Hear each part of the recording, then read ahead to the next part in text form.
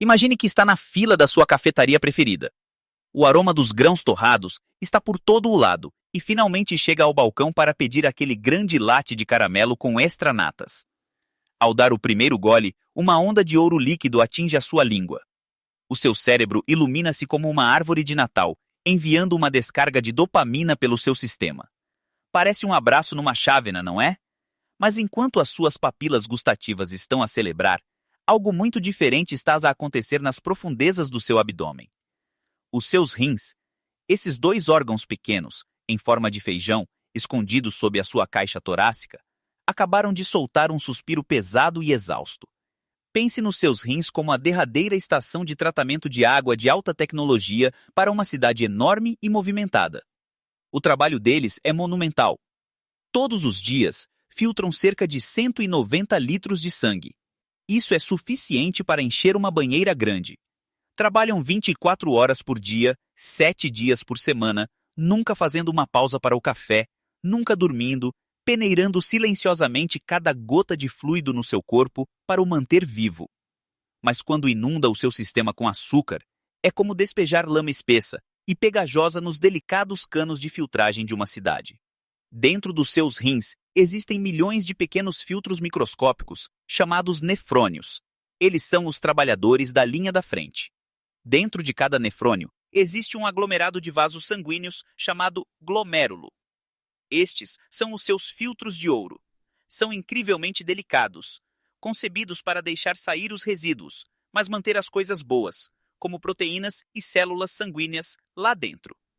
Quando o seu sangue se torna xaroposo com o açúcar, estes filtros têm de trabalhar a triplicar a velocidade. São forçados a um esforço excessivo apenas para acompanhar o ritmo. É por isso que os rins são conhecidos como os sofredores silenciosos. Eles não têm receptores de dor como a sua pele ou a sua cabeça. Podem estar a lutar, a afogar-se em trabalho e até a morrer, mas não lhe enviarão um único grito de dor até que quase 70% da sua função já tenha desaparecido.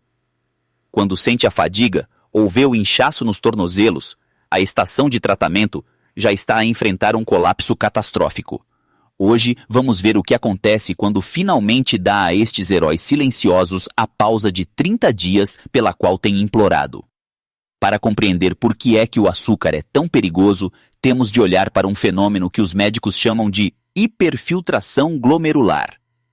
Soa como um superpoder, mas é na verdade uma sentença de morte para os tecidos dos seus rins. Pense na pressão interna do seu rim como uma mangueira de jardim. Normalmente, a água flui a um ritmo suave e constante.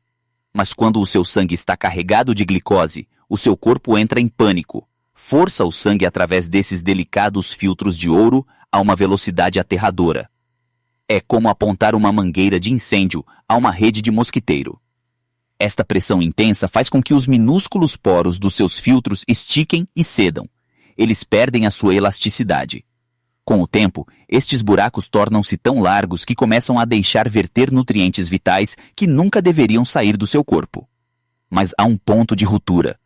Cada rim humano tem um limiar de açúcar específico. Quando ultrapassa essa linha, geralmente após aquele segundo lanche açucarado ou aquele refrigerante, os seus rins já não conseguem acompanhar. São forçados a despejar o excesso de açúcar diretamente na sua urina. Isto soa como um alívio, mas é um desastre químico. À medida que esse açúcar viaja pela canalização interna dos seus rins, age como lixa, cicatrizando fisicamente as delicadas paredes dos tubos. E aqui está a verdade mais dura de todas.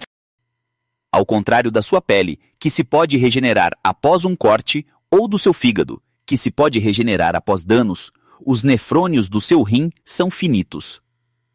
Nasce com um número específico destes filtros e, uma vez mortos, desaparecem para sempre.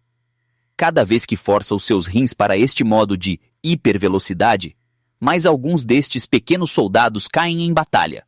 Eles não voltam a crescer. São substituídos por tecido cicatricial rígido e inútil. É por isso que deixar o açúcar por 30 dias não é apenas uma escolha de dieta. É um cessar-fogo de emergência para os seus órgãos internos. É a única forma de parar o monstro da hiperfiltração antes que ele reclame o último dos seus filtros. No momento em que decide parar, uma guerra civil eclode dentro do seu corpo. Durante as primeiras 72 horas, o seu cérebro vai ter uma enorme e feia birra. Porque passou anos a treiná-lo para funcionar com glicose barata e rápida, ele não quer mudar de combustível. Pode sentir o choque do açúcar atingi-lo como uma parede física. As suas mãos podem tremer ligeiramente. Pode dar por si a responder mal aos seus entes queridos por nada, ou a acordar com suores frios à meio da noite, a sonhar com uma barra de chocolate. Isto não é fraqueza. É uma desintoxicação biológica. O seu cérebro está a gritar por uma solução fácil, mas enquanto a sua mente sofre, os seus rins estão finalmente a recuperar o fôlego. No final da primeira semana, algo silencioso e profundo começa a acontecer. Começa a perder peso, mas não é gordura. Ainda não. É o peso fantasma. Veja bem, cada vez que come açúcar, a sua insulina dispara. A insulina alta diz aos seus rins para reterem sal. E para onde o sal vai, a água segue. Tem andado a carregar litros de fluido extra, escondidos nos seus tecidos, deixando o seu rosto com um aspecto inchado e a sua cintura apertada. Quando corta o açúcar, os seus níveis de insulina caem a pique.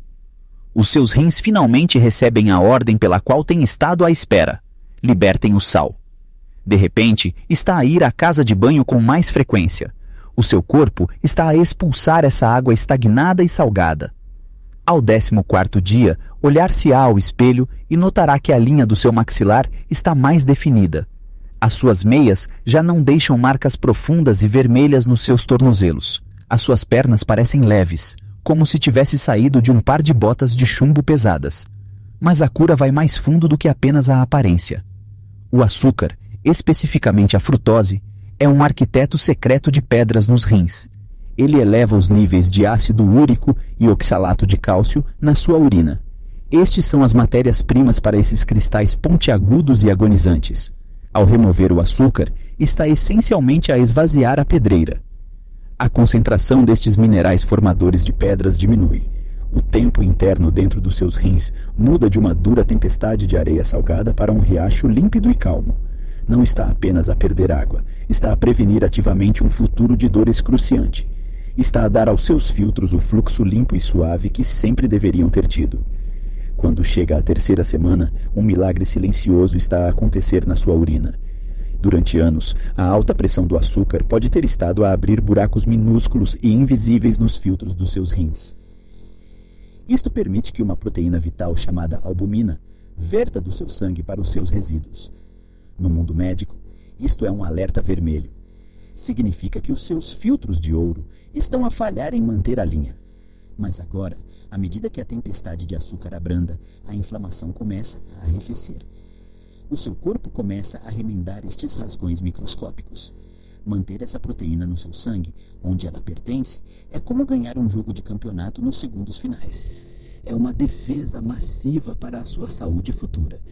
O banho constante de glicose que costumava fornecer criou um terreno fértil para radicais livres. Moléculas instáveis que agem como pequenas granadas, explodindo contra o tecido renal. Mas sem o açúcar, o fogo da inflamação está finalmente a ser extinto. Os seus rins já não estão sob cerco. Até o seu metabolismo está a mudar de velocidade.